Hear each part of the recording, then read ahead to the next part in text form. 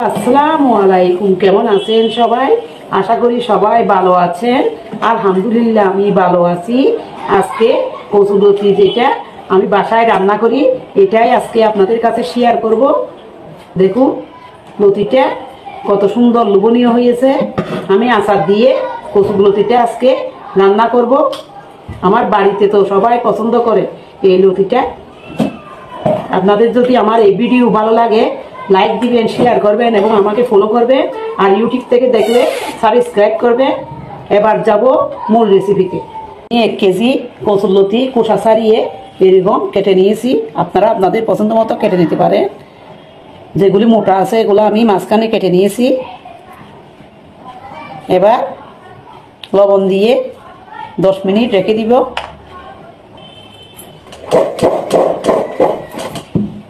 তাহলে একটু নরম হয়ে যাবে।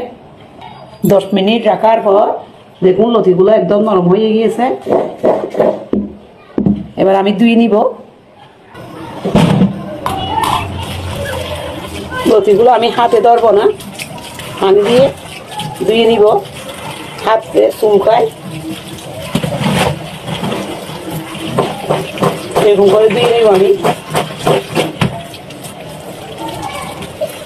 লতিগুলো আমি ধুয়ে নিয়েছি। লতিটা রান্না করার জন্য যে উপকরণগুলো লাগবে, এখানে আমি চিংড়ি নিয়েছি, ধুয়ে খোসা ছাড়িয়ে পরিষ্কার করে নিয়েছি। 1 কাপ পেঁয়াজ, রসুন বাটা নিয়েছি 2 টেবিল চামচ, মরিচ গুঁড়া নিয়েছি 1 টেবিল চামচ, হলদে গুঁড়া নিয়েছি 1 চা চামচ, আর নিয়েছি আমের আচার।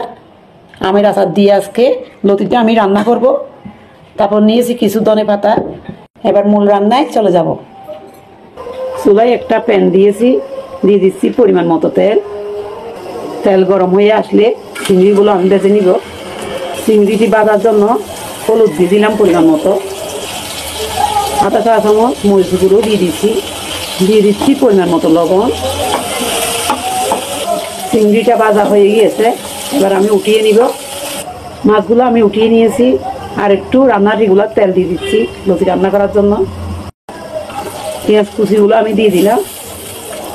এখানে বেশি করে পেঁয়াজ কুচি দিতে হবে। পেঁয়াজটা আমি 1 মিনিট ভেজে নিয়েছি। এবার রসুন কুচিগুলো আমি দিয়ে দিচ্ছি, এটাও আমি ভেজে নিব। আমি পেঁয়াজ রসুন হালকা এরকম ভেজে নিয়েছি। দেখুন যখন একটা সুন্দর গন্ধ বের হবে, এবার দিয়ে দিব মরিচের গুঁড়া, দিয়ে দিচ্ছি হলুদের গুঁড়া, দিয়ে দিচ্ছি পানি, একটু কষিয়ে নিব। পরিমাণ মতো লবণ দিয়ে দিচ্ছি। মশলাগুলো আমি কষিয়ে নিয়েছি। এই যে দেখুন তেল যখন এরকম উপরে উঠে আসবে, এবার লতি যে ধুয়ে রেখেছিলাম এই লতিগুলো আমি দিয়ে দিচ্ছি, একটু কষিয়ে নিব।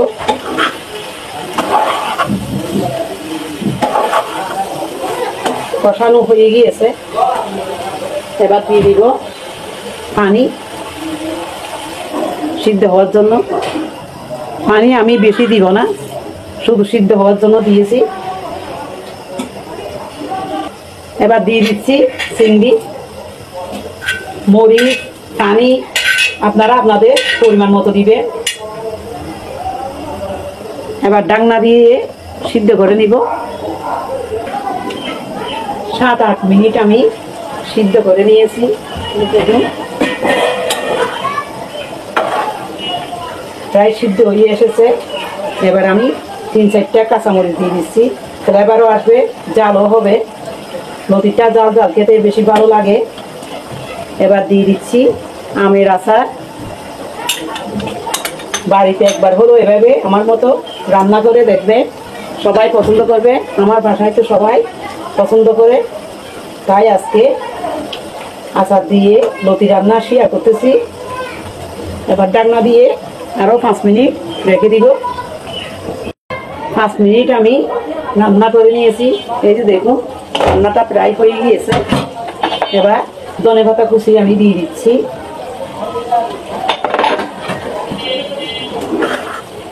আচার দেওয়াতে খুব সুন্দর একটা সুগন্ধি বের হয়ে গেছে। পুরা ঘর সুগন্ধিতে ভরে গেছে। রান্নাটা হয়ে গিয়েছে, এবার আমি নামিয়ে নিব। একটা প্লেটের মধ্যে নিয়ে নিয়েছি। দেখতে কত লোভনীয় হয়েছে। দেখুন, খেতেও অনেক মজা হয়। এভাবে রান্না করলে আপনারা একবার হলো বাড়িতে এভাবে রান্না করে দেখবেন, বাড়ির সবাই রিকোয়েস্ট করবে। যারা নতুন রাঁধুনি আছে, নতুন বউ আছে, আচার খেতে পছন্দ করে, এভাবে লতি দিয়ে আপনারা খুব সহজে খেয়ে নিতে পারবেন। আর আমার মতো যারা আছে তারাও আচার খেতে পছন্দ করলে এভাবে একবার হলো বানিয়ে খেয়ে দেখবেন। আশা করি সবার ভালো লাগবে। সবাই ভালো থাকবে। আল্লাহ হাফেজ।